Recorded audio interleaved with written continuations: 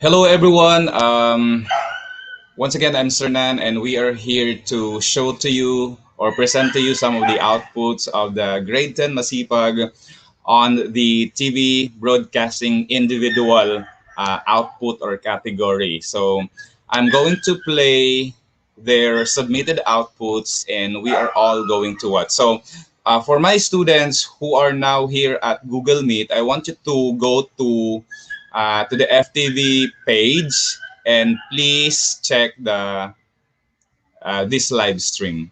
Okay, so all the students, please leave the Google Meet now and please go to the FTV page, or I will also send you guys the the link. Okay, I will send you guys the link in our FB page. I'm sorry. Okay, so I have already sent the link of our FTV YouTube link for this live or for this live online streaming of our output for section 10 Masipag. So for those who are not part of my class, for the information of everybody, this is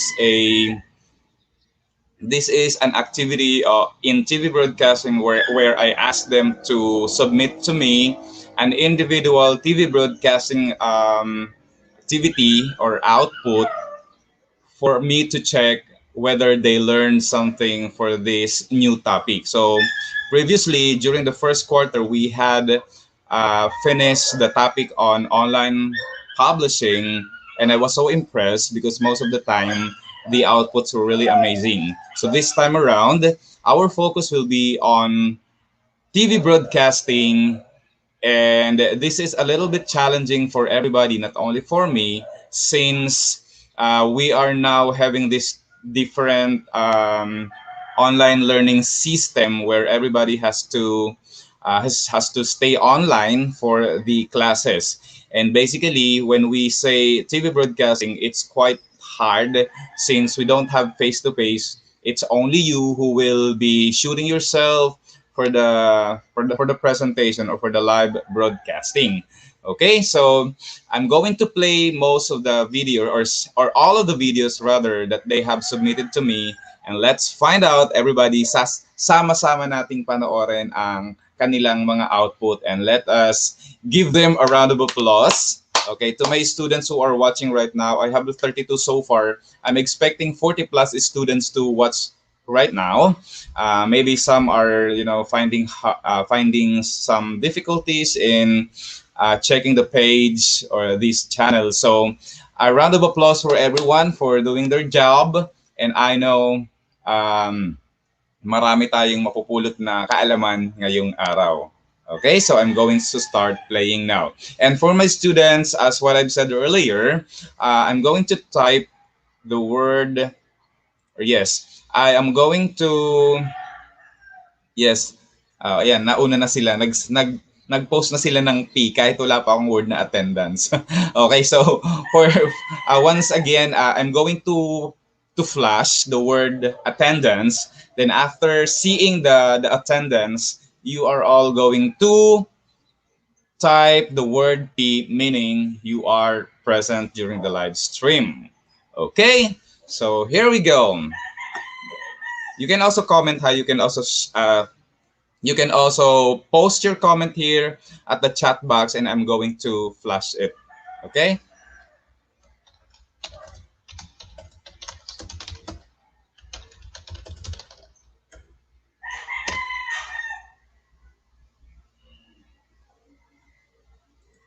All right, so StreamYard.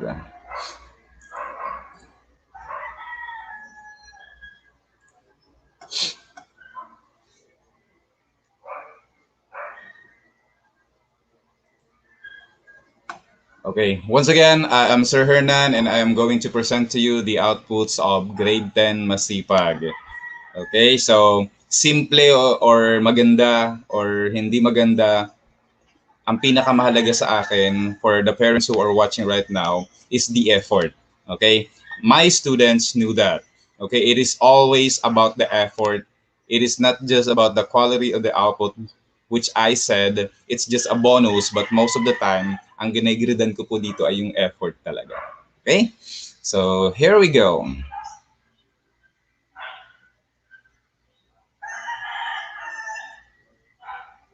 Share screen. Audio.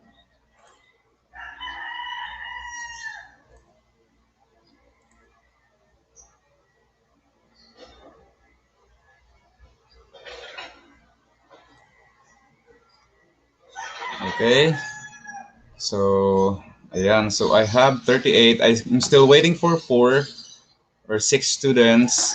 Let us start with the output of Miss Alejandro Arel Gersh.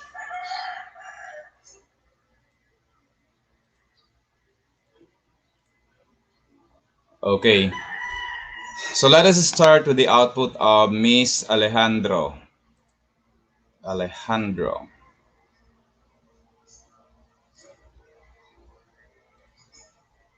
Share screen.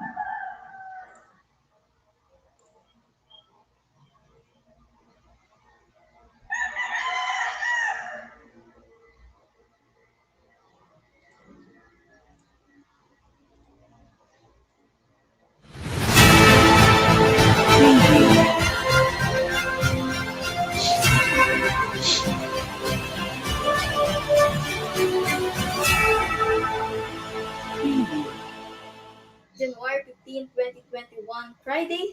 Good morning, this is Ariel George Alejandro, and you are watching this City News. PNP Health sought in tracing contact of patient with UK COVID-19 variant. The Quezon City government is seeking the help of the Philippine National Police in tracing a passenger of an Emirates flight, which was the same flight taken by a Filipino who tested positive for the new strain of the coronavirus. Health Secretary Francisco Duque III said the 29-year-old male patient is a resident of Camuning, Quezon City, who left for Dubai for business purposes last December 27 and returned to the Philippines on January 7 via Emirates flight number EK332. He was immediately swabbed and quarantined in a hotel upon arrival in the country.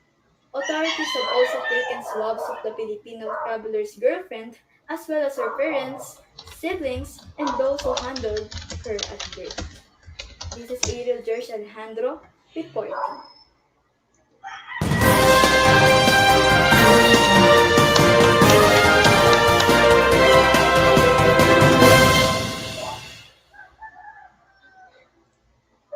Thank you so much, Ariel Alejandro.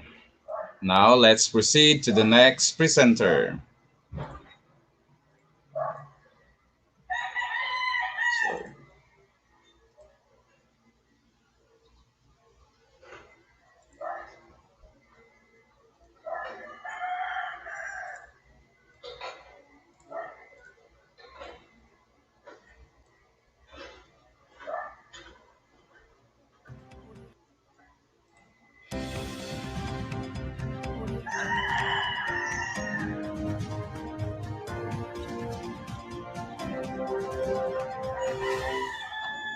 Isang Huey helicopter ang bumagsak sa bukid noon Sabado ng hapon.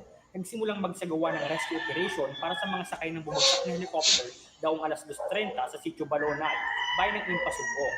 Napaulat na may 7 sakay ang helicopter. Ayon kay Major Dulfo Cordero, Public Affairs Chief ng 4th Infantry Division ng Philippine Army, galing lungsod ng Balay-Balay Bukidnon ang helicopter na magdadala sana ng supplies sa puntang Impasugong. Napansin umano ng mga kasama sa isa pang helicopter na umuusok ang Huey. Pilit umanong iniwasan ng pilotong lumanding sa makabahayan bago tuluyang bumagsak ang helicopter. Nagpapalita, Asher Wala.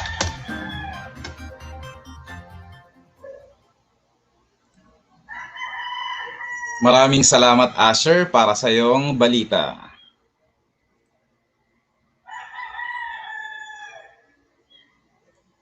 Dumako tayo sa susunod nating mag-uulat.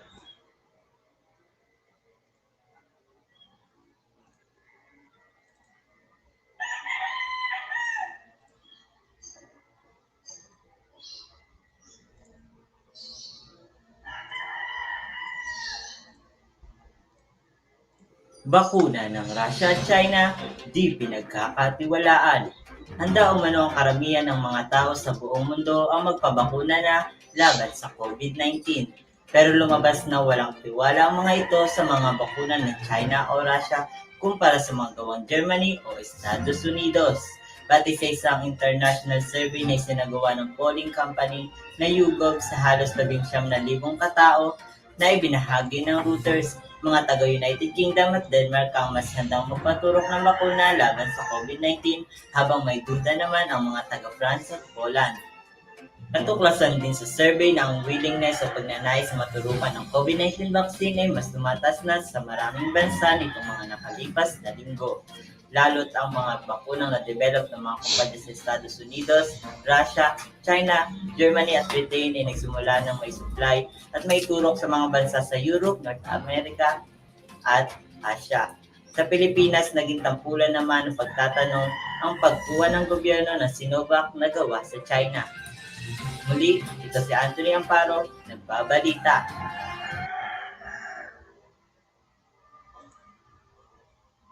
Maraming salamat, Anthony. Ngayon ay panoorin natin ang ating susunod na mag-uulat.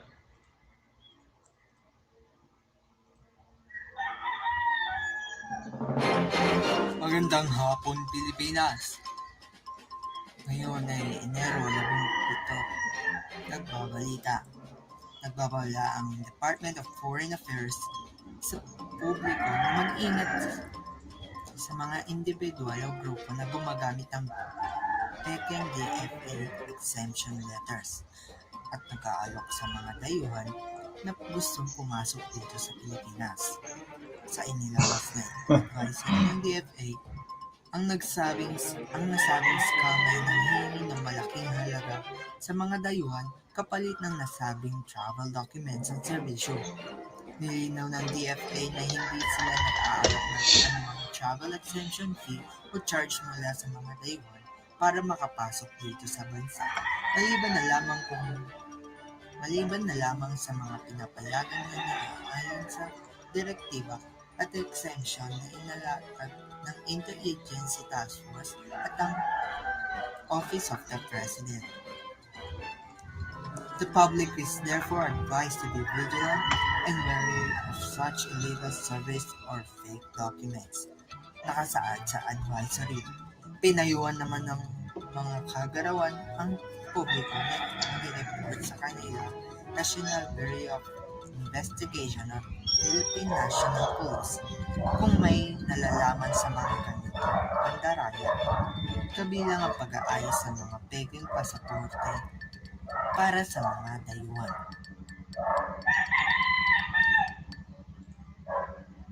Maraming salamat, Ivan.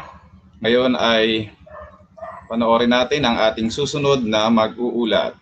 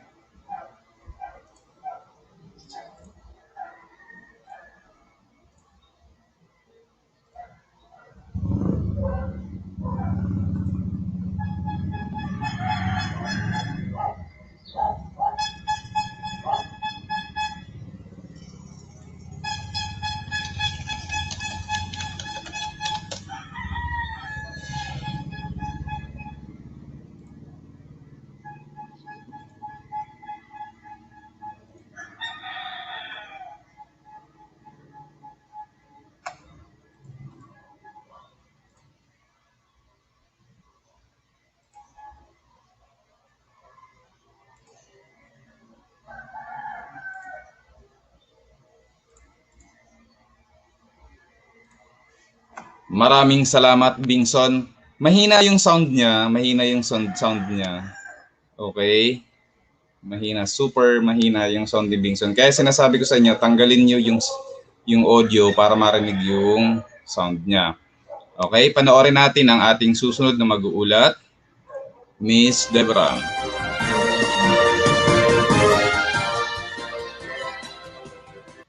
January 15, Friday, for the headlines. Mark Barroca signs a new deal with Magnolia Hotchkiss. Barroca signs a 3-year contract extending his 10-year career with the team. The 34-year-old star player is not yet stopping as he's still one of the league's best guards. Since 2011, he already won 6 titles with Magnolia, including the unforgettable 2014 Grand Slam. Magnolia's team manager Alvin Patrimonio hopes to see another championship for the team, with Barroca continuous leadership. Meanwhile, PBA fans are already showing support for their teams online. They are looking forward to see more court actions despite the league's restrictions due to COVID-19 pandemic. This is Deborah Cobardes from SBS Daily News.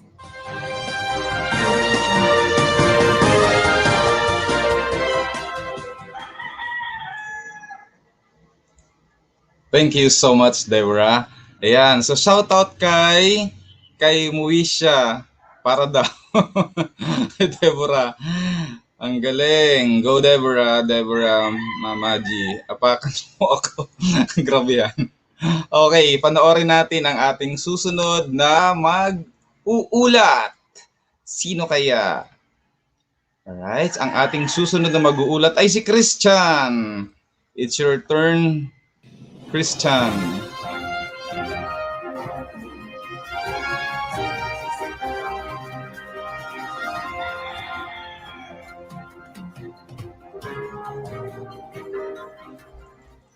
Ngayon ika-17 ng Enero taong Go, Christian. Pilipinas, ako sa Christian Tapupong at nakatuto kayo ngayon sa KZ Patrol.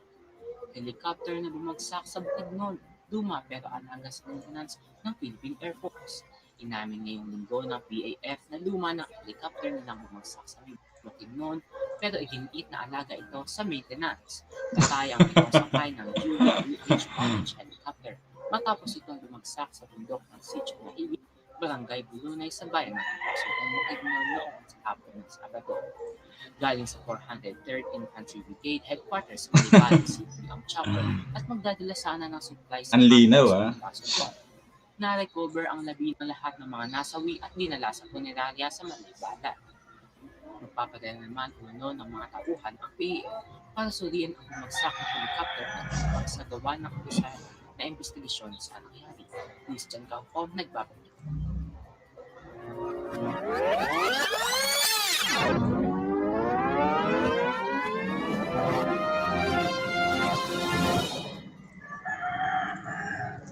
Maraming salamat, Christian, at napakarami mong fans, Christian, ah. Okay, panoorin natin ang ating susunod na mag-uulat. Ang ating susunod na mag-uulat ay si Nicole Jinky Castromero.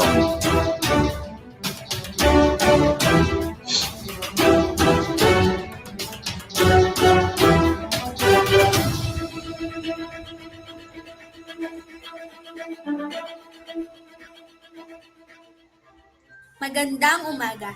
Ika-18 ng Enero, isang pinaghihinalaan na COVID vaccine ang naging rason sa pagkamatay ng 23 senior citizens sa Norway matapos maturukan ng mga ito.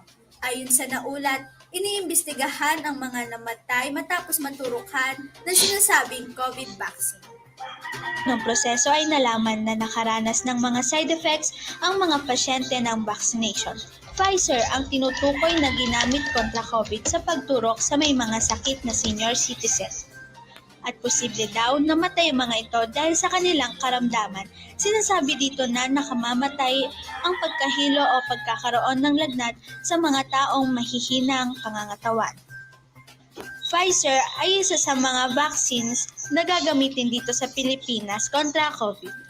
Sa lukuyan, nagkakaroon ng ilang negosasyon ang iba't ibang karatig upang makakuha ng iba pang vaccine laban sa virus. at nananawagan ang Commission of Human Rights sa gobyerno na maging patas sa pamimigay at pamamahagi ng bakuna. Ito si Nicole Castomero, laging nakatutok at handang magbigay ng balita sa inyo.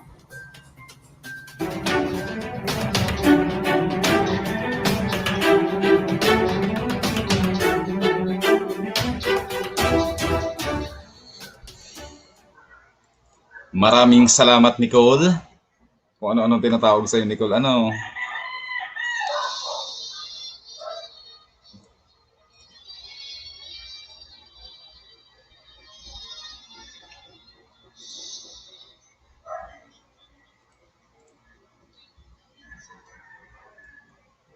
Panoorin natin ang ating susunod na mag-uulat. Naka-YouTube na pala siya. Naka-diretso na sa YouTube. Okay, panoorin natin si... Tama ba? Mali. Okay, second. Naka-YouTube kasi siya. Second quarter. Okay, ulitin natin. Panoorin natin itong susunod nating mag-uulat.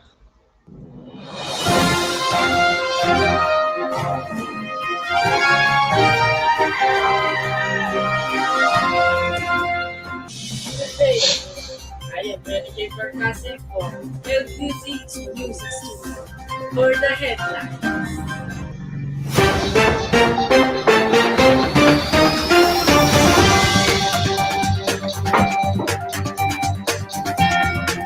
Here's Lawrence Lamar reporting. Thank you, Renegade. Third Houghton, Indiana. The U.S. government early on Saturday carried out the 13th and final federal execution under President Donald Trump's administration. A media witnesses said just days before President-elect Joe Biden takes office with a promise to try to end the death penalty. Dustin Hicks, 48, was convicted and sentenced to death in 2001 for overseeing the kidnapping and murder of 3 women on a federal wildlife reserve in Maryland in 1996. Nancy Jackson, Tamika Black, and Mishan Kim. Last year, the federal government executed 10 people, more than 3 times as many people as in the previous 6 decades, marking the first time that it had conducted more executions than all U.S. states combined. According to a database compiled by the Death Penalty Information Center, a minority of the country's 50 states still out executions.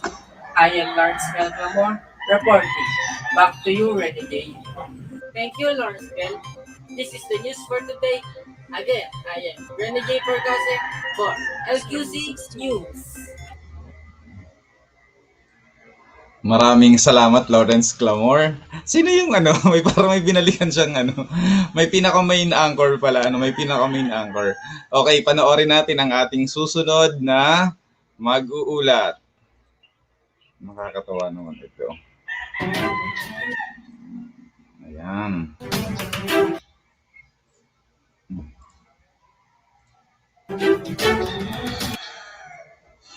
Nag-i-stop kay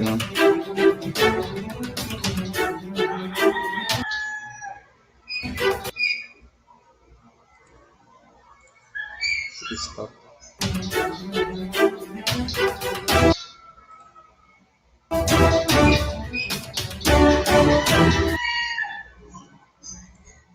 Nag-i-stop.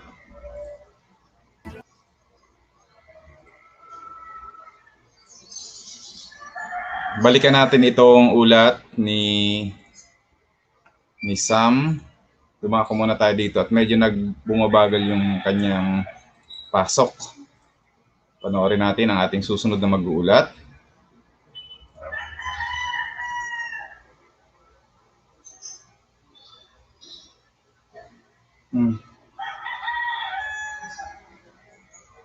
Teka lang, naghahang.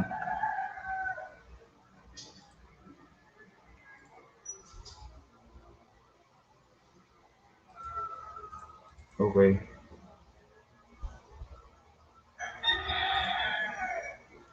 Okay, mukhang bumagal ang internet connection dito. Medyo naghahang. Attendance muna tayo. Attendance.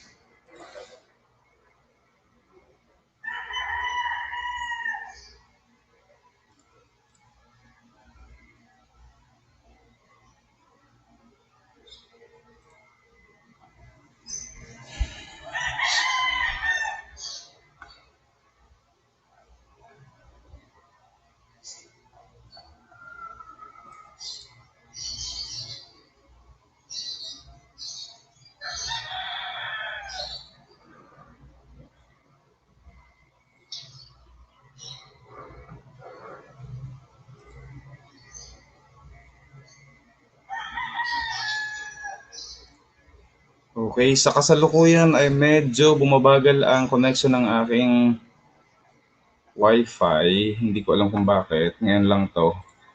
Kailan nagpe-present, saka bumagal.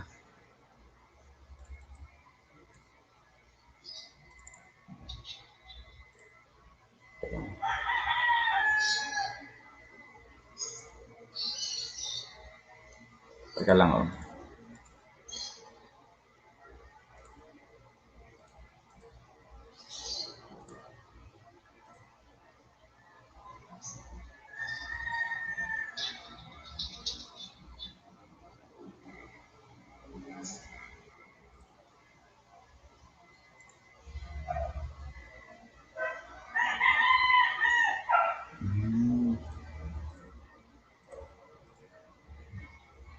Ayan. So, upon checking my internet connection, I think dito lang sa mga sinend sa akin ng mga ano, kasi sa YouTube ay dire-diretso ang aking connection, but dito sa mga piniplay kong ano, from the drive, ay medyo bumabagal siya, but I am going to try other outputs. So, skip muna natin ito. So, tignan natin itong kay Mr. Corporal. Panoorin natin itong kay Mr. Corporal. Ayan, Mr. Corporal, yung iyong output ay needs permission. Okay? So, paki-check na lang anak yan ha. Need permission, Aaron, yung iyong video. Subukan natin ito.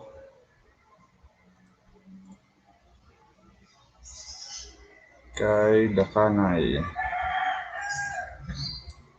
Bumagal. Teka lang ha. Tingnan ko lang sa baba.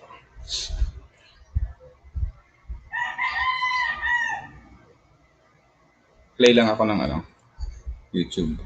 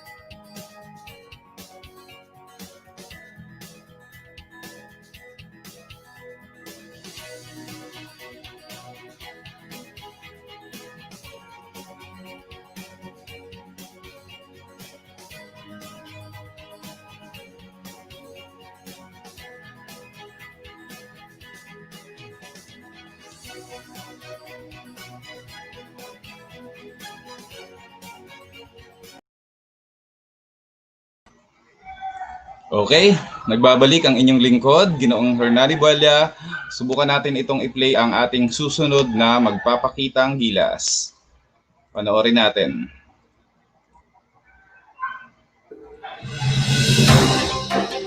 Cellphone snatcher sa Binondo, hinabol ng kanyang biktima. Huli sa CCTV ang ginawang pangahabol ng isang lalaki sa Binondo, Manila sa taong humablot ng kanyang cellphone. Sa ulat ng unang balita nitong Biyernes, makikitang nadapa pa ang snatcher nang batuhin ng kahon ng nadaanan niyang pahinante. Sa kabila nito, agad na nakatayo ang suspect at kumaripas ng takbo. Nagtulungan ng biktima, pahinante at mga pulis sa panghahabol sa snatcher na nahuli matapos matapilok at matumba. Naibalik na ang cellphone sa may-ari. Aranina de la Peña nagbabalita.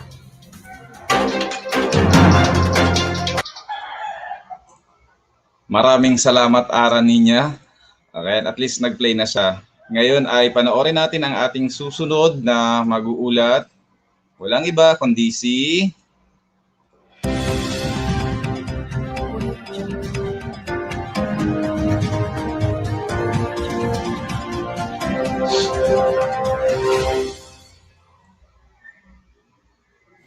Good day, Philippines. One of the hottest issues today, new COVID-19 variant now in the Philippines.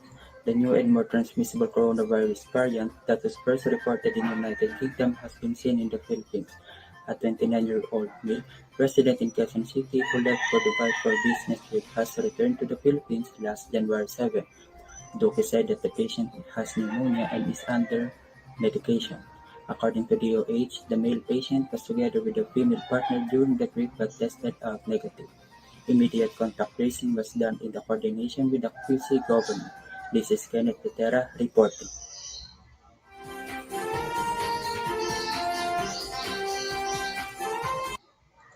Maraming salamat, Kenneth, sa iyong ulat. Ngayon naman ay papasukin natin sa ating linya ang kasama nating si Loris Ann Mangubat. Loris. Three found bound and shot dead on Bulacan roadside were abducted from Metro Manila. Police said that the two women and a man whose handcuffed remains were dumped at the roadside in Bulacan. Three found bound and shot dead on Bulacan roadside were abducted from Metro Manila. Police said that the two women and a man whose handcuffed remains were dumped at the roadside in Bulacan are known to be residents of Metro Manila who were abducted this week. One of the slain women found along the Plaridel Bypass Road had been reported missing since Tuesday. Police Major Jude Brian Magudayao said Aziza Benito, a 58-year-old resident of the Visoria in Manila, was shoved into a vehicle. She was a former overseas recruiter, he said. The other woman, 41-year-old Nervina Olama, owns a garment store in Pasig City, while the lone male victim, Halani Mariano, was a tricycle driver residing in Tondo, Manila. Various witnesses saw all three being taken by unknown assailants. Blood splatters were found along the road shoulder in Barangay Malamig, where the bodies were discovered at 6 a.m. on Friday. Each of the remains bore a gunshot wound in the head, while Benito and Ulama were handcuffed together. Magudayao said investigators have theorized that the victims may have already been dead before their bodies were left on the roadside and then shot. He said the remains were identified with the help of social media and a member of the Bastos Police. Elise Dominguez reported. Thank you so much, Loris. Natatawa ako sa mga usapan niyo sa comment section. Sa inyo. Okay, panoorin natin ang ating susunod na mag-uulat. Makakasama natin si Earl Donadillo para sa kanyang sports balita. Earl, pasok.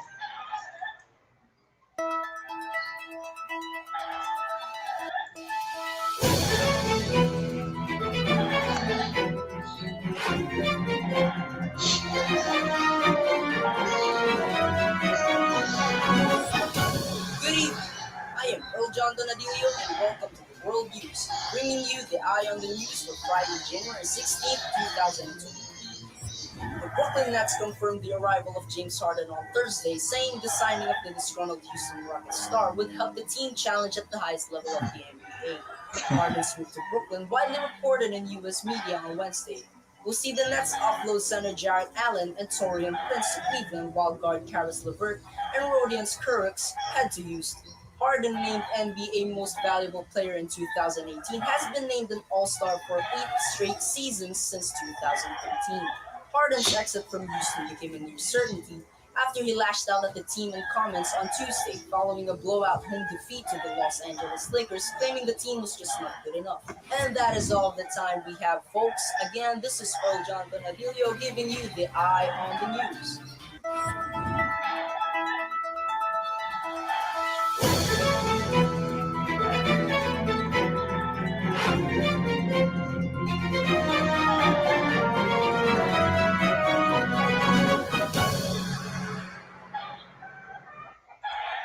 Maraming salamat Earl sa napakahusay na pagbabalita. Ngayon ay makakasama natin ang ating susunod na tagapag-ula. Tawagin natin.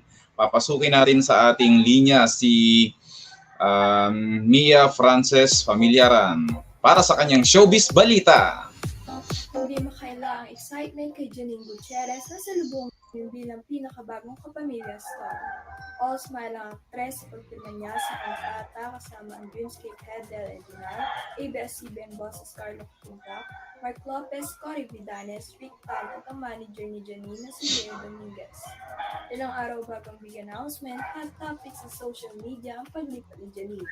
Nila nabilis kasi ang aktor na si Paolo Avellino na tawagin si Janine bilang our newest kapamilya. Kilala rin siyang showbiz royalty dahil sa sikat niyang pamilya, gumagawa ni si Janine ng sariling marka sa industriya. Inaabangan na ang proyekto nakalinya kay Janine sa Kapamilya Network. And that is my showbiz balita. Ako si Mia Familiaran. Maraming salamat Mia Familiaran para sa iyong showbiz balita.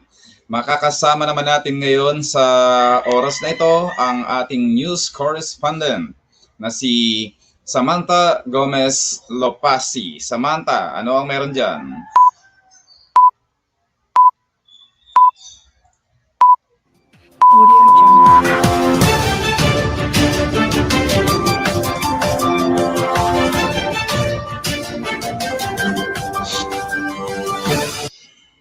Umaga, Pilipinas. Nandito ang Balitang Lokal. Bahagi ng DepEd Office sa Cotabato City na sinod. Ang bahagi ng Rizal ng Division Office ng Department of Education sa Cotabato City. Sabado ng gabi. Dahilan? Para matupok ang maraming dokumento. Bandang alas 8:45 ng gabi nang naideklara ang sunog na agad namang narespondihan ng mga otoridad. Hanggang sa naideklara ang fire out ng alas 9:15 ng gabi. Ayon sa lokal ng Bureau of Fire Protection, sumilab ang apoy. May narinig umanong malakas na pagsabog ang security guard. Electrical short circuit ang nasabing dahilan ng sunog. Base sa inisyal na investigasyon ng PFP, hindi bababa ng 1 milyon ang mga pinsala. Samantha Gomez para sa Balitang Lokal.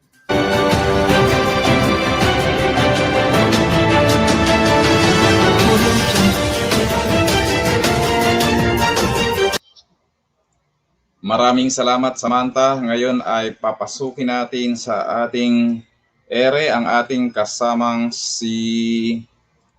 sino nga ba? Si Binibining Marjeline Espinosa Imbang. Marjeline.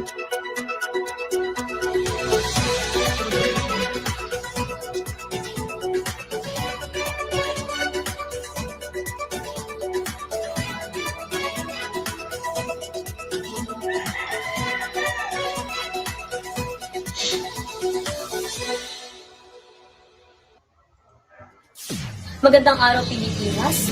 4 na kawan ng Davao City LGU na nagiinuman sa paaralan, si Bax Division. Tinanda sa Nagbibisyo ang 4 empleyado ng lokal na pamahalaan ng Davao City matapos mag-inuman sa loob ng isang paaralan sa kabila ng pinatutupad na liquor ban sa lungsod hanggang sa Enero 31. Ayon sa hepe ng Davao City Public Safety and Security Command Center na si Ido Sumagaysay, nangyaring insidente ng Enero 2 sa Boston Elementary School kung saan nakabasa ang Rapid Action Team kontra COVID-19. Ayon kay Limbal Ortonio, hepe ng Human Resource Management Office o HRMO, unang nireport sa City Mayor's Office ng insidente na kalakip ang mga larawan ng mga sangkot na kanilang alak na iniinom. Kung gadatanggal ng serbisyo ng mga job order, ang mga sangkot na plantilla employees naman ay isasailalim pa sa review at conference kasama ang investigating committee ng HRMO. Muli, ako po si Marjeline Imbang, nag-uulat. Maraming salamat. Maraming salamat, Marjeline Imbang. Sa ngayon ay panoorin natin ang ating kasamang si Antoinette Lanuza para sa kanyang pag-uulat. Antoinette.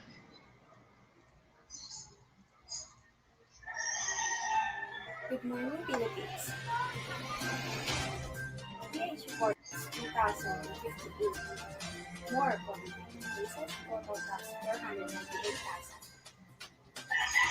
The Philippines on Saturday logs 2,058 newly confirmed COVID-19 cases, pushing the country's total to 498,691. The Department of Health said this is the second straight day that the daily tally counted over 2,000, but employees expected to submit the results to the COVID-19 data repositories. Oxford Research Group Dr. Vito David earlier in the day said that the recent rise in infections may be the attribute to increased activities over the holidays. Once again, this is Anna report. Maraming salamat, Miss Lanusa, para sa iyong pag-uulat. Maraming salamat, Miss Lanusa. Ngayon ay panoorin natin ang ating kasamang news correspondent na si Leanne Wakay. Leanne, Filmmaker para first sa kanyang work showbiz. comic book Anito, inspired by Filipino folklore. What is known mainly for his work as a filmmaker, Jason Paul Lacsamana's interests extend to other media like comics. His drawing skills weren't enough, however, he said this held him back. Now that he has his own entertainment company, Ninuno Media, and has access to talented artists, Laksamana was finally able to realize his long-time goal. And true to Ninuno's media's vision of producing distinctly Filipino content, Laksamana's first comic book offering Anito is a historical fantasy comic book inspired by local folklore.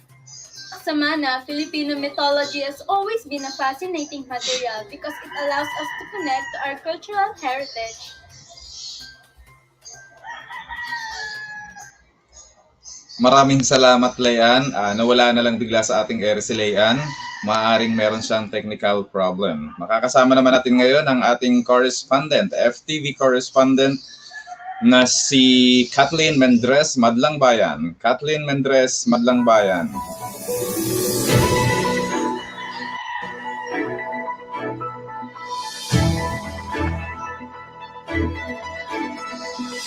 Ito po ako, boy na boy!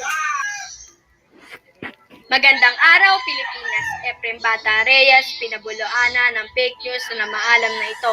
Buhay at sumasargo pa sa billiards table ang dating world champion na si Efrem Bata Reyes sa gitna ng mga usap-usapan sa social media na pumanang na ito. Mismong kampo ni Reyes ang nagpadala sa ABS-CBN News ng video kung saan makikitang naglalaro ito ng bilyar sa Pampanga para pabulaanan ng peking balita na kumakalat sa social media.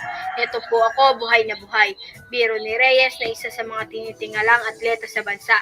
Maririnig din ang kumukuha ng video na sinasabing buhay na buhay ito na sinasabayan ng palakpak ng mga kasama ng sikat na manlalaro.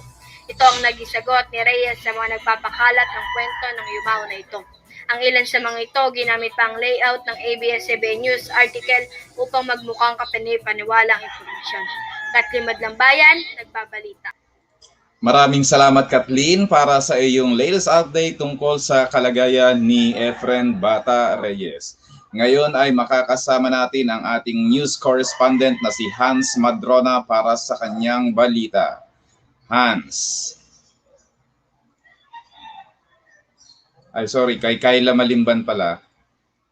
Kayla Malimban, ano ang meron dyan?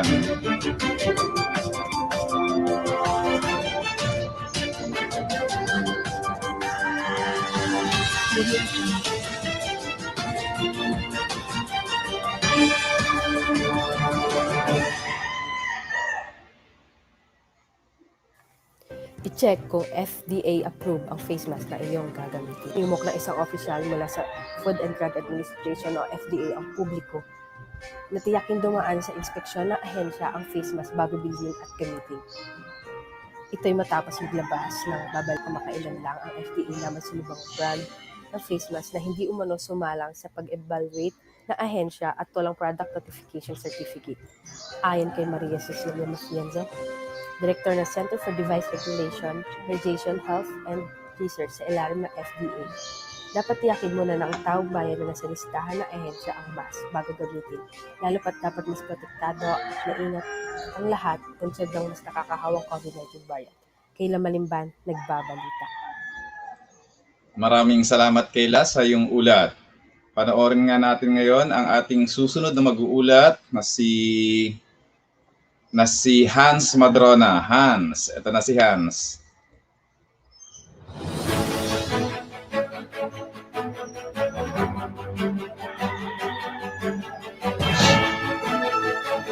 Mukhang 13 miyembro ng Apo Sayap sa militar sa bayan ng Palipaw, Sudon, ito Sabado lamang. Sa mga sumukay si Andres Arlene, 27 gulang, pinsa ng kanilang bomber na si Lundi sa Wadyaan. Ay sa bayan ng Joint Task Force itong linggo. Si Wadyaan ay tinuturong mastermind sa dalawang pagsabog sa Hulog Sudu noong Agosto 2020. Sumunod ang asawa ni Arlene, isa ring dating membro ng Apo Sayap noong nakaraang taon ay sa JTF Sudu. Sinasa ilalim ang dating membro ng Apo Sayap sa 30th Localized Social Integration Program galing sa gobyerno. Hans Madrona, nagbabalita. Maraming salamat Hans sa iyong latest update.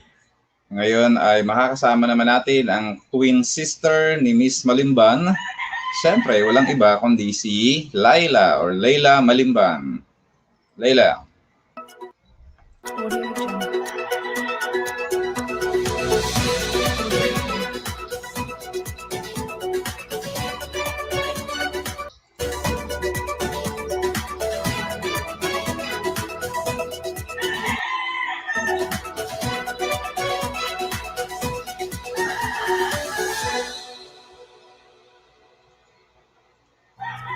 Pagkakasya ng budget sa harap ng mga taas presyo, problema para sa ilang mamimili. Pahirapan para sa ilang mamimili kung paano pagkakasya ang kanilang budget sa mga taas presyo ng mga bilihan sa palengke. Madalas namang dilata at tuyo ang ulam ng pamilya ng janitress na si Irish Fajardo dahil ubos na ang kanilang sweldo ng kanyang mister na construction worker. Paliwanag ni National Mixed Inspection Service Executive Director Pilgrim Morales, kulang na kulang pa rin ang supply ng karneng baboy sa Luzon. Pinapakyaw na umano ng traders maging ang supply ng Visayas at Mindanao. Nagbabalita, Layla Malimban. Maraming salamat Kayla. Kayla ba or Laila? Nahilo ako sa kanilang mga pangalan. Okay, ngayon ay tawagin natin ang ating susunod na mag-uulat. Ito ay si Arabella Navidad. Arabella Navidad. Sorry.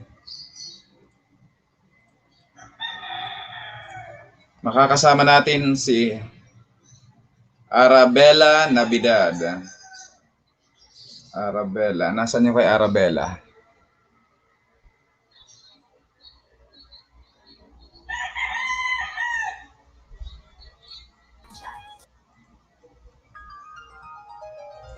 Ayan.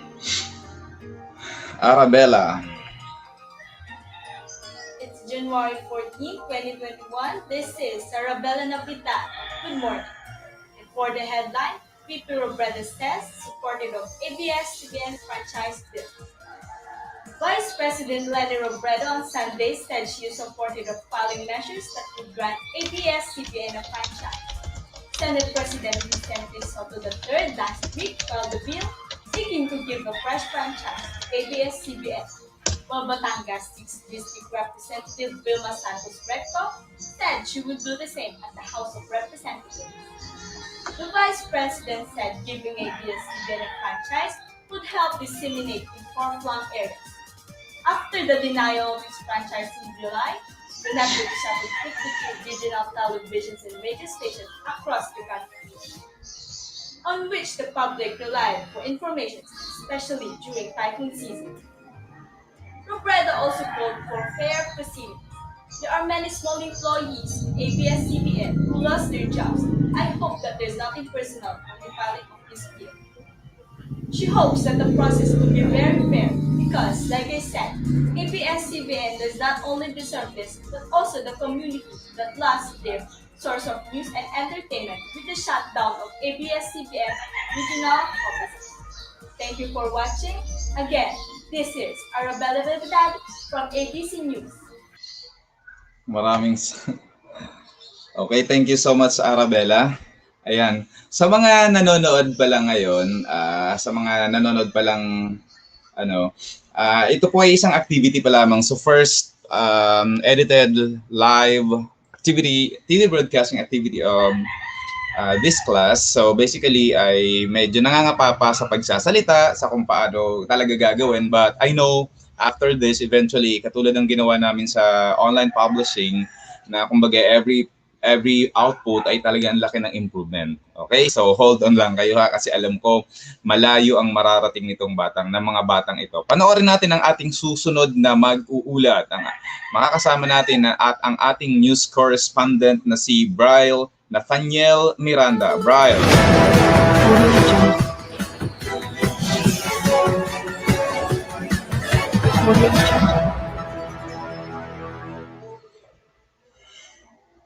Good day everyone, good day Philippines. This is Bral Nathaniel Miranda with the NC News. Philippines includes UAE, Hungary in travel ban due to the new COVID-19 variant. The Philippine government has moved to temporarily ban foreign travelers from the UAE and Hungary starting Sunday due to the threat of new COVID-19 variant, presidential spokesperson Roque said on Friday. In an advisory, Roque said that the travel ban will be from 12 a.m. of January 17 to January 31. Travelers from these countries who will arrive before Sunday are allowed to enter the Philippines, but they have to complete the 14-day facility-based quarantine even if their RT-PCR test results are negative. Filipino citizens coming from these two countries can still enter the Philippines even after January 17, but the government noted that they have to undergo an absolute facility-based 14-day quarantine period regardless of their swab test result. 2 days ago, the Department of Health said that the first case of new COVID-19 variant in the Philippines was detected from a Filipino who returned home from the UAE. The UAE already reported cases of the COVID-19 variant in December, but it's only now that the Philippines has decided to close its border from the said state. This variant is believed to be more contagious and is linked to the recent spike of infection in the UK. Existing ban covering over 30 countries has been extended until January 31, the government earlier announced. Once again, this is Nathaniel Miranda with GNC News for your daily updates. Thank you so much, Brian. Tuwa ko sa mga comment. Ay, nakayo ko sa inyo. Okay, ngayon ay panoorin natin ang ating makakasamang news correspondent mula pa sa lungsod ng General Trias. Makakasama natin si Miss Maniago. Magandang araw, Pilipinas. Ako nga pala si Ano nangyari, Miss Maniago, dito? Para sa FBA Madilim. Pasyente 0 ng COVID-19 variant sa Pilipinas may pulmonya. Inilipat sa quarantine facilities ang unang kumpirmadong kaso ng bagong coronavirus disease variant mula United Kingdom sa Pilipinas, ayon sa Quezon City Health Office. Ayon kay Dr. Ronnie Cruz, pinuno ng QT Epidemiology and Surveillance Unit na 10 quarantine facilities ng syudad ang 29 anyos na lalaking pasyente. Ayon kay Cruz, hindi naman kailangang ilipat sa COVID-19 referral hospital ang pasyente. Nagpapatuloy rin aniya ang contact tracing kahit 3 Reyes at mga girlfriend. Naka-quarantine at sasali na rin sa swab test ang mga frontliner na nag-aasikaso sa pasyente. Gabi ng Miyerkules, nangiulat ng Department of Health na nadetect na ang mas nakakahawang coronavirus variant sa Pilipinas. Galing United Arab Emirates, ang lalaki na nagpositibo sa SARS-CoV-2 variant. Negatibo naman ang kanyang girlfriend pero isa sa ilalim ito sa swab test. Residente ng Kamuning, Quezon City ang pasyente na umalis pa Dubai para sa negosyo noong Disyembre 27 at dumating sa Pilipinas noong Enero 27 sa Emirates Flight number 8833. Samantalang tiniyak ni Quezon City Mayor Joy Belmonte na hindi lalabas sa komunidad ang lalaki at agad dito idiniretso sa quarantine facilities. Muli ako si Mariel Mandago para sa FEM Balita. Maraming salamat, Miss Maniago, para sa iyong balita. Ang ating susunod na news correspondent ay walang iba kundi si Miss Sayalin Manalo. Sorry sa pag-pronounce. Good day, Philippines! I'm Shalini D. Manalo, your newscaster for today. Vaccine shortage can still back out a Sinovac deal. Manila, Philippines, the Philippines can still back out of an agreement with a Chinese pharmaceutical company to supply the country with its coronavirus vaccine because the deal has not been sealed.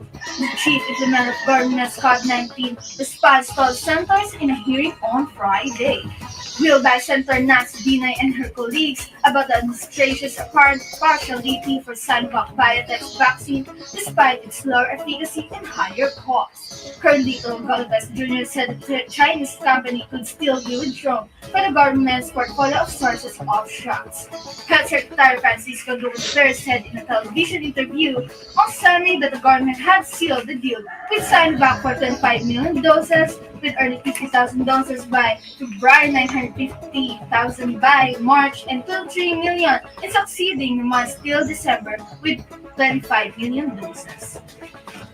At the resumption of the Senate inquiry into the vaccination program, Galvez, who is also head of administrative vaccination program, said the government had not yet paid Sinovac. This is Shalini Manalo, your newscaster for today. Thank you. Ano ba, how do you pronounce your name? Sayalin Manalo. Okay, ngayon ay ang susunod nating correspondent ay walang iba kundi si Ulysses Pahaya. Ulysses?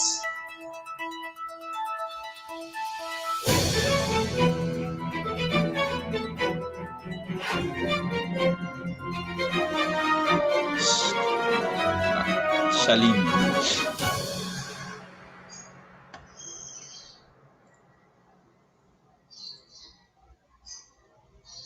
Sumampa na sa lampas kalahating milyon ang kabuuang nagkasakit ng COVID-19 sa Pilipinas. Mapagkailangan nilinggo ang Department of Health na matansaray sa 95 na bagong kaso dahil ang aromak na sakit sa 177 ang kabuuang bilang ng mga kumpirmadong kaso. Pero sa bilang na iyon, 24,691 ang active cases o yung hindi pa gumagaling sa sakit. Nasa 412,991 ang kabuuang bilang ng mga gumaling sa sakit, kung saan 5,868 ay naiulat ngayong linggo sa ilalim ng complex recovery. Pagkalari ng Health Department ng ilalim ng pagkamatay kaya umabot na sa 9,895 ang death toll.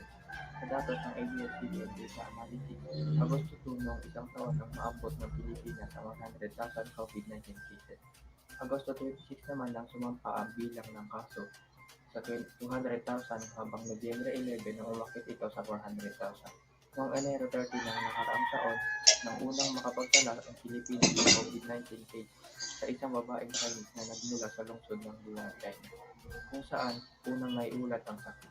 Sa tala ng Johns Active Coronavirus Resource Center, umabot na sa 94.5 million ang bilang ng mga nagkaroon ng COVID-19 sa buong mundo, kung saan 2 milyon na ang namatay.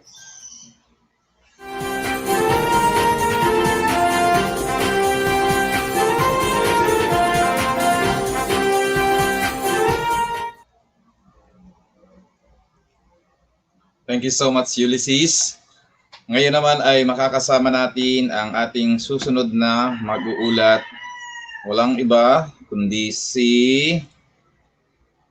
Ashley Pantaleon. Ashley. Good morning, Philippines. It is 7:45 in the morning, and this is Ashley Patayon reporting for PH News. President Rodrigo Duterte has rejected an extension of his term, even if they would give it to him in a silver platter.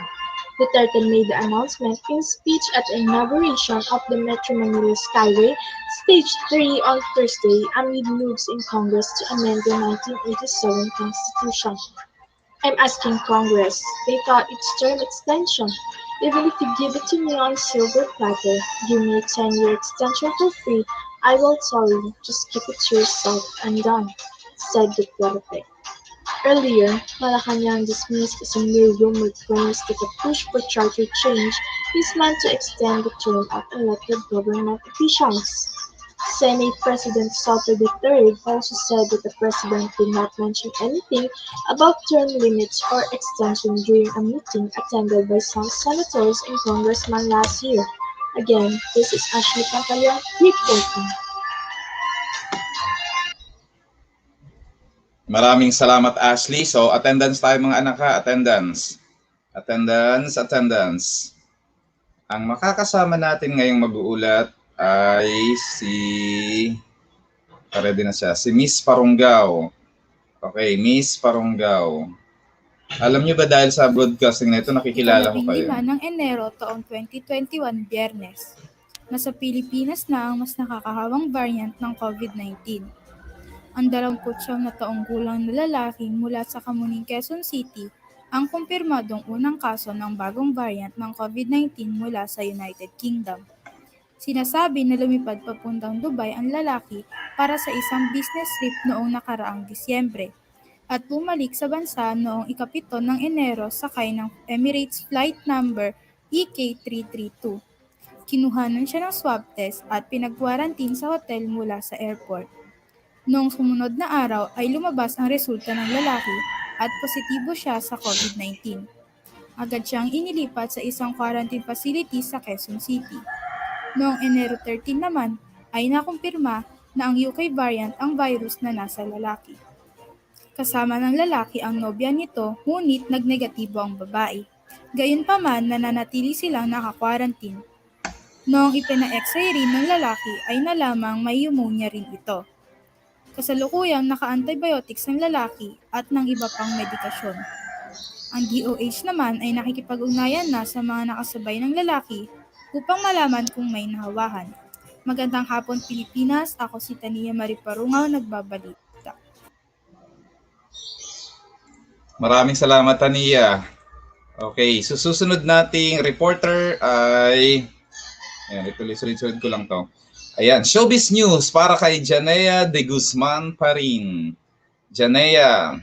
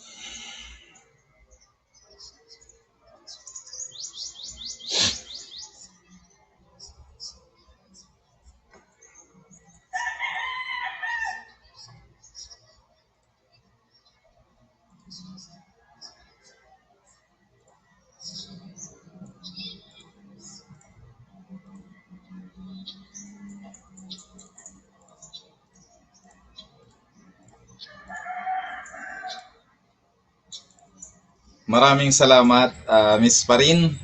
Ayan, next reporter tayo. Next reporter. Ito siya. Si Miss Pokis.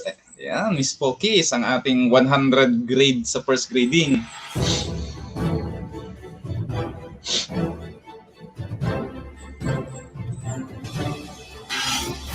You are now at MBS Showbiz News. Angelica Panganiban reacted to President Rodrigo Duterte's sexist remark that women are not fit for president after he announced that Davao City Mayor Sara Duterte will not be running for the position as he discouraged her commit. The Kapamilya actress posted a short tweet saying that she prefers a female acting president, which was immediately criticized by netizens, reminding her that she was also once a Duterte supporter. Other personalities including Karen Davila and Agot Isidro also opposed Duterte's presidency not for women remark, wherein Agot even posted an article from Forbes that countries with female leaders are among those with the best coronavirus response. Even Vice President Lani Robredo recently denounced the president's opinion, saying that it displays the fight for gender equality, as his view as a leader that women are inferior has an effect on all Filipino women. I am Jennifer Borges, reporting all the latest trends in town in MBS Showbiz News.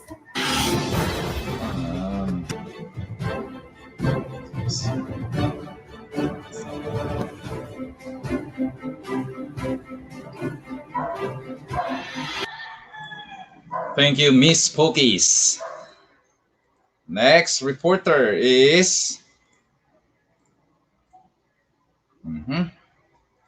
Ayan. Miss Shaina Portugues.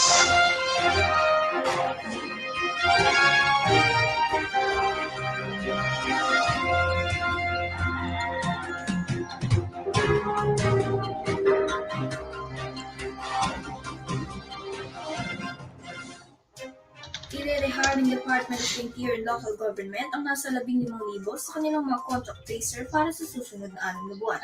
Ito ay para maidahan umano ang contract tracing efforts ng gobyerno sa harap ng pagkakaroon ng kaso ng coronavirus disease variant sa bansa.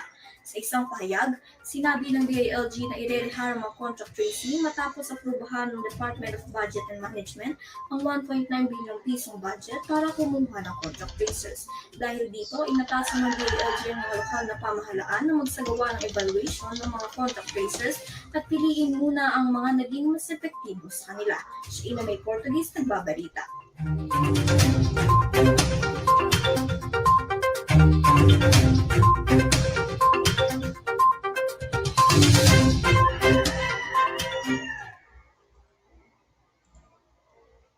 Maraming salamat sa iyo, Miss Portugues.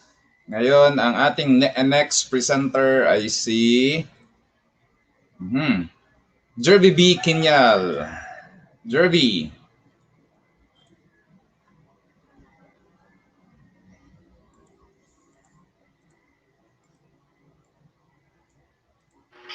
Pangban Converge clarifies after Kinyal complains to them over the internet service. Complaining about the internet service, they had to clarify their page that has nothing to do with telecom company Converge, which promptly went viral with thousands of shares.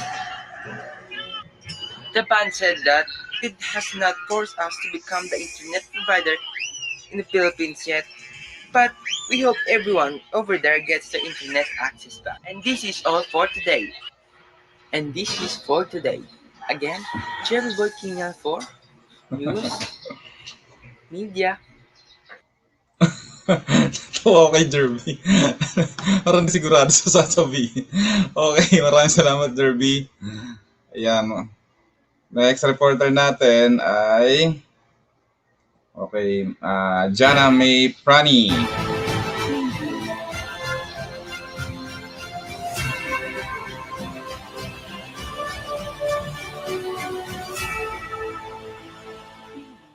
FDA nagbabala laban sa paggamit sa dalawang direhistradong disposable face mask.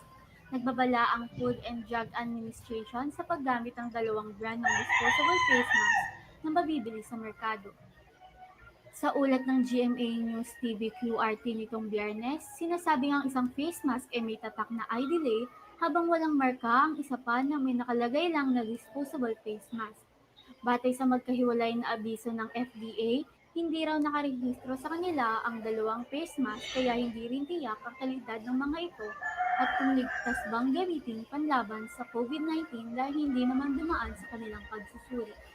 Inatasan na ng FDA ang otoridad at lokal na pamahalaan na hindi maibenta sa merkado ang naturang face mask. Jana May Biprani, nagbabalita. Maraming salamat, Jana. Next reporter. Si Miss Rentoria. Yan, konti na lang, malapit na tayo.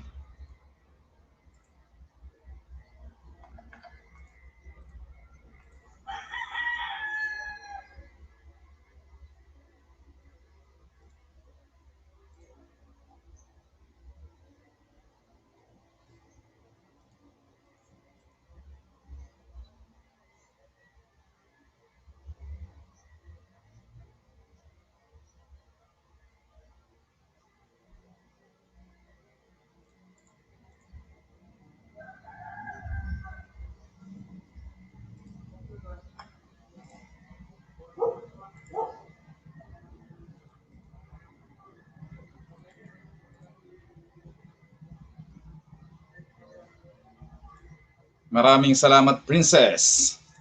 Next reporter. Ay, sorry, walang audio. Ulitin natin, walang audio yung napindot. Next reporter natin. Ayan, si Mr. Rizare. Yan Sandro Rizare, 1 Minute Sports. Drago Boxero Black was running for once in a career award, meaning the 2020 Outstanding Women's Day Award was came across Aaron sa last month. Stated that every newcomer has dreamed of winning this award because this only comes once in every career.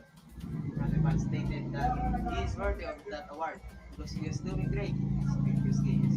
He was one of the top contenders of the 45th season's most outstanding rookie, which handing out the Rookie of the Year award.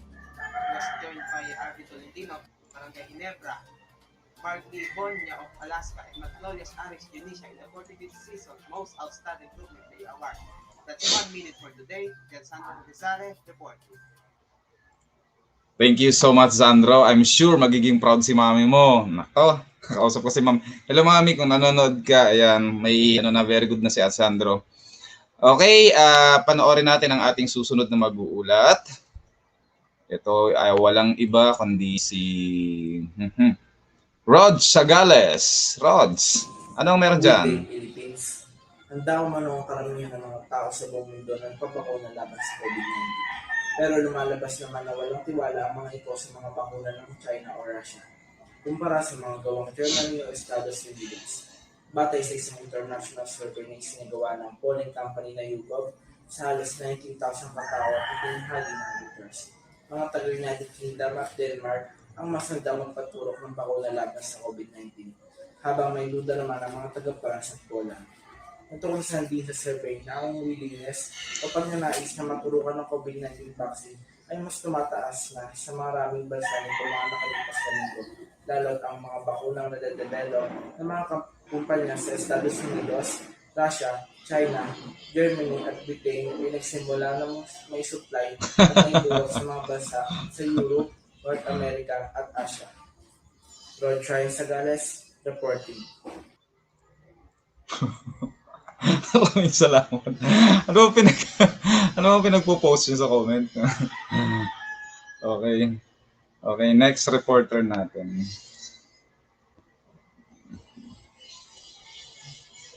Video edits. Ayan, ang ating mali ang naipin yung sorry. Yung pinaka-long na share ko. Pinaka-window. Susunod nating reporter ay walang iba kundi si Aranina de la Peña. Cellphone snatcher sa Binondo, hinabol ng kanyang biktima. Huli sa CCTV ang ginawang panghahabol ng isang lalaki sa Binondo, Manila sa taong humablot ng kanyang cellphone. Sa ulat ng unang balita nitong Biyernes, makikitang nadapa pa ang snatcher ng batuhin ng kahon.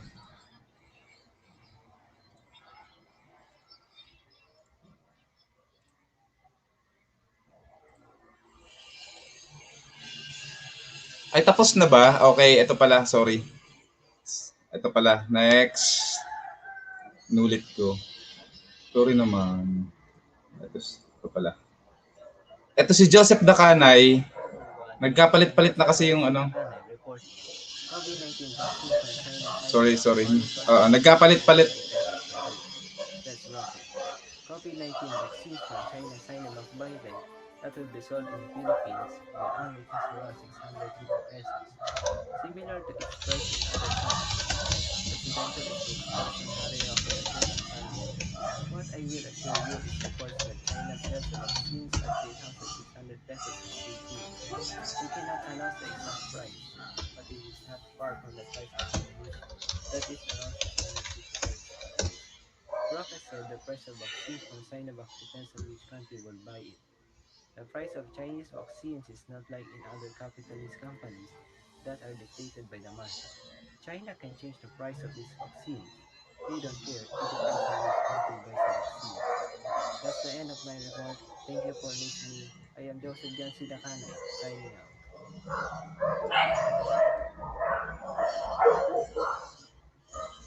Okay. Okay, so salamat Joseph Dacanay. Next reporter, si Giancarlo Saraga. Good day, Philippines, and you're watching Breaking News. I am Giancarlo Saraga, and for today's news, United Kingdom's COVID variant, which is believed to be much more contagious, is now in the Philippines as the Department of Health reported on Wednesday. The UK variant has been detected after samples from Filipino who returned home from the United Arab Emirates on the 2nd January 7, providing positive genome sequencing results.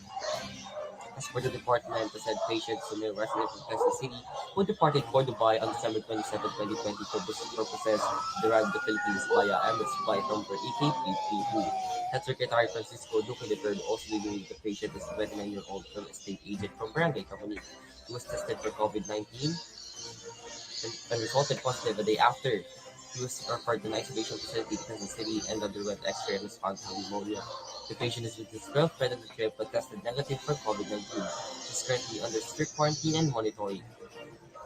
As UP's variant entered the DOH reiterated its vote for the stricter service protocols against COVID-19.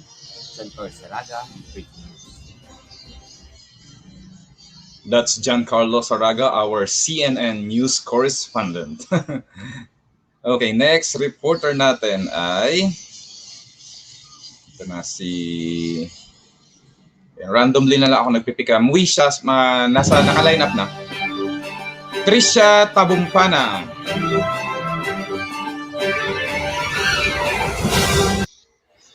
Siniguro ni Pangulong Rodrigo Duterte na kumikilos na ang gobyerno para mapigilan ang pagkalat ng bago at mas nakakahawang variant ng virus na magdudulot ng COVID-19.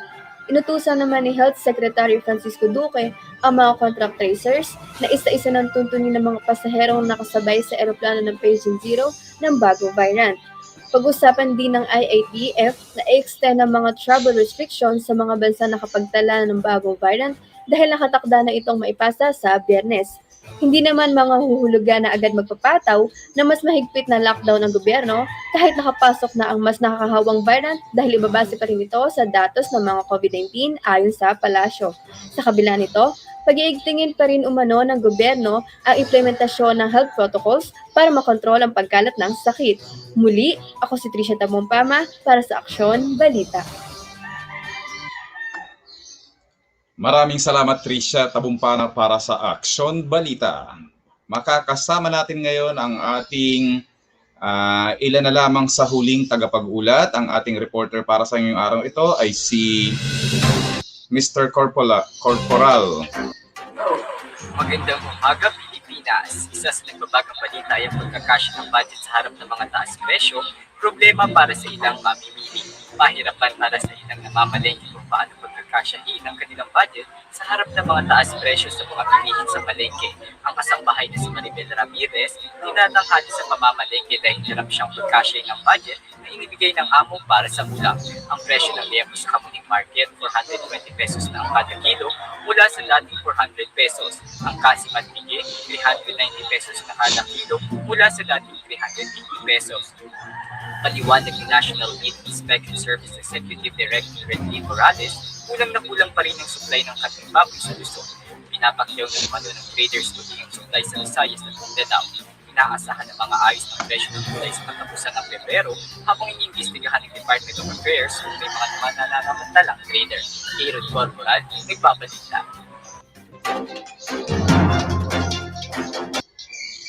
Maraming salamat Aaron para sa iyong balita. Ang ating susunod na makakasama ay I think si Moesha ito. Moesha.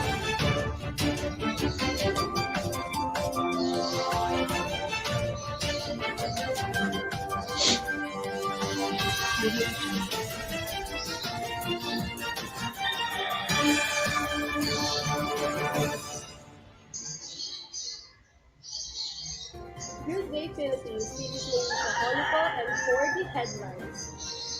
Luxin asked Philippines and China to manage difference peacefully.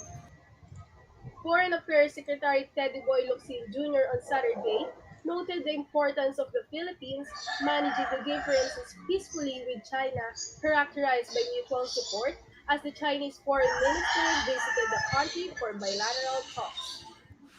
Locsin made the remarks as he met Chinese Foreign Minister and State Councilor Wang Yi earlier in the day, as the Foreign Minister was in Manila for the third time. Locsin also hailed the Philippines and China's cooperation against the COVID-19 pandemic, which he said has further enhanced the friendship of two nations. Moreover, the Foreign Affairs Chief also underscored China's essential and imperative role in the post-pandemic global recovery.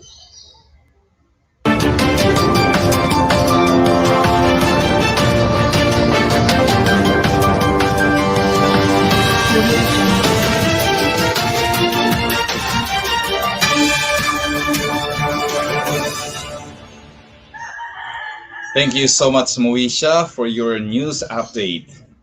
Para sa ating susunod na mag-uulat, we have Samantha Tagle. Samantha. Magandang araw, Pilipinas. Bakuna ng Pfizer Gamaleya parating na. Iniyak ang palasyo na darating na sa Pilipinas sa susunod na buwan ang bakuna kontra COVID-19 mula sa Pfizer na mula sa Estados Unidos at Gamaleya na mula naman sa Russia.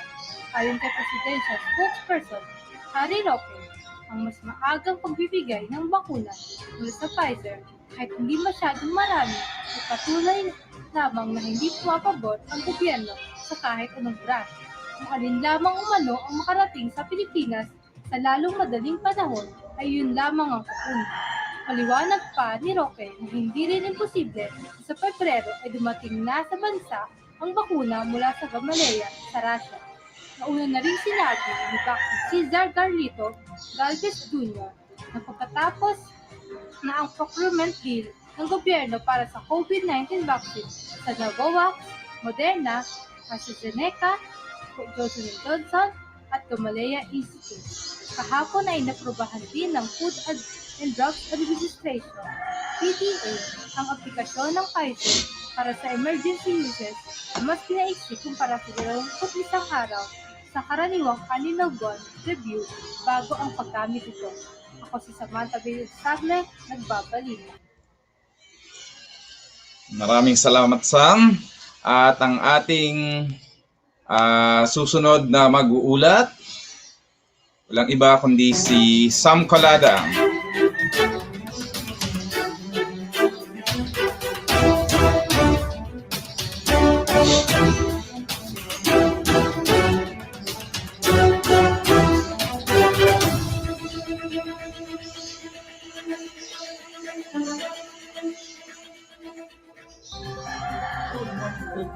Good morning, on the hottest sport news, USD competitors keep scholarship despite QAP cancellation. University of Santo Tomas will maintain the scholarship for all of its student competitors.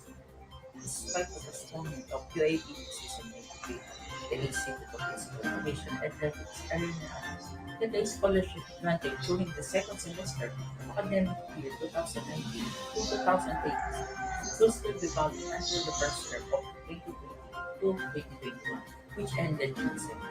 school that there is a good day, the scholarship of our students for the second semester of 2020-2021, said IPA Director. Rodrigo Sanjong, the State Athletic Moderator, said that 579 college and 230 high school students athletics will stay very motivated on the scholarship extension. UAP Executive Director Remo Sabisan in December said that September 2021, start of season 84, was very high with the anti-pandemic situation improved. And I'm Sammy Breno Colata, reporting.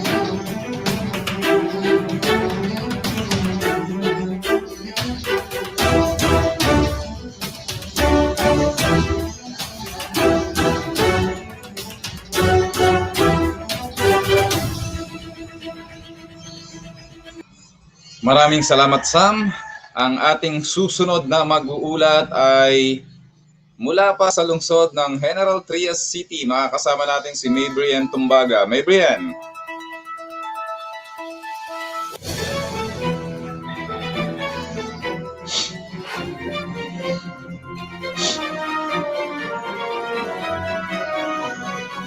It's January 17, 2021, Sunday.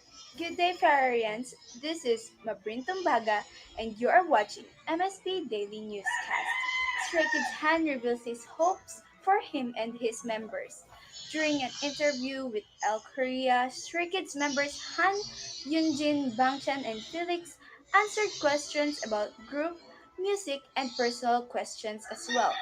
For Han, was questioned about his inspiration, his vocal skills, his accomplishments, and of course, Stray Kids. Let's be together for a long time. Once Wenda Maknaayan said, regardless of where we may be in the future, it'd be good if Stray Kids can continue to be Stray Kids. The members were touched. It looks like the group plans on staying together for a long time. Han explained that the team works well together lately, and this is part of the reason they will be together for a while. But whether in Stray Kids or not, Han stated he planned on always having the members in his life. Our teamwork is tight right now, and the members have been close since childhood like brothers. Even if it's not necessarily related to music, I think a lot of being together with the members for a long time as people. Han also mentioned that the fans don't have to worry about getting tired of Stray Kids. Even after 3 years of their debut, the members are still growing in talent and will always bring new things in the table. Looking at our diverse songs and stages, our musicality is very wide, and the members' capabilities are getting better and better day by day. I believe this is why our fans, as well as viewers, will continue to like us. I want to persuade them through my skills. Fans are touched to hear the group has the goal of staying together long and are improving in their skills as artists. From the passion and talent Han talked about, Stray Kids is sure to come out with amazing things. Thank you for watching. Again, this is Mabrin Tumbaga with MSP Daily Newscast for the latest news and updates for music and entertainment.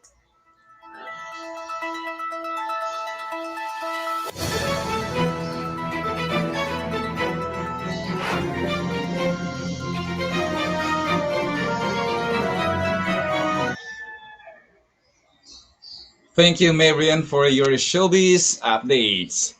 At ang ating huli sa dalawang mag-uulat ngayon ay nasa Facebook ko siya ngayon. At kakasend niya lang. Panoorin natin ang ating kasama si Chelsea De La Torre.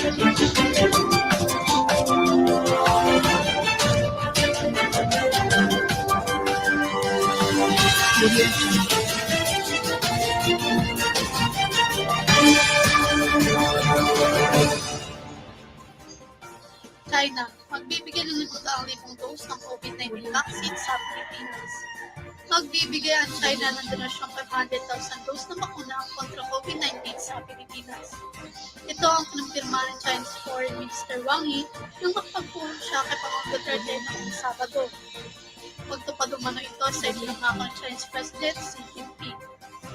Pero hindi nabanggit kung ano ang binigay na brand ng bakuna mula China. Ay, sorry. Ay, sorry. So, akala ko kaklase nyo. Oh my God. Hindi nyo ba kaklase? Akala ko kaklase nyo. Okay, sige, palitan natin. Yung susunod natin, may nakiusap sa akin na nag-send sa akin ngayon. I thought kaklase nyo siya. Okay, ito na lang kay Antoinette Lanuza.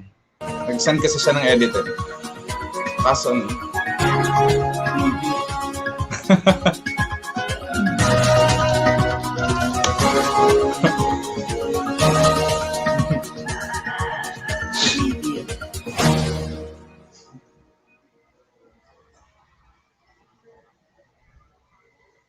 Oh, nasan?